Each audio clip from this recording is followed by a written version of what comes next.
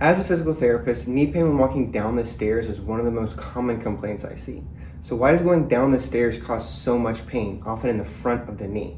First, going down the stairs puts your knee in a high stress position. The joint is flexed and your weight is pushing it forward, which puts more pressure on the front of the knee. Also, the quadriceps are working eccentrically, meaning they're lengthening while trying to control your descent. If your quad control is poor, or if you lack hip or ankle mobility, your knee ends up taking on greater forces than it is able to tolerate. Therefore, a rehab routine focused on this impairment should work on improving the knee's tolerance for this position.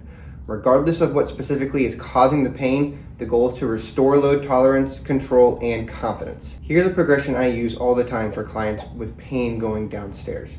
Start with the level that feels right for you and only move forward when it feels solid.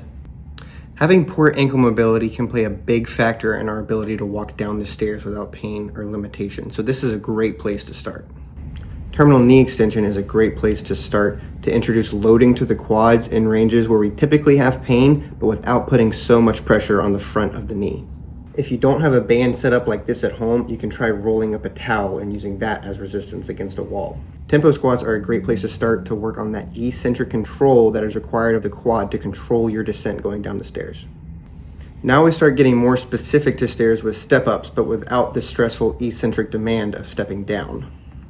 Single leg sit downs are still working on eccentric control in a single leg position, but shifting your weight back and sitting in the chair behind you is going to take some of the demand off the knee and allow more glute and hip activation to help out. With lateral step downs, now we start shifting that weight a little more forward and work on good single leg control in both concentric and eccentric phase of the movement. And this exercise is key. This is where we really start challenging the leg and placing more pressure on the front of the knee to mimic walking down the stairs. Don't let knee pain keep you from doing everyday things like walking down the stairs.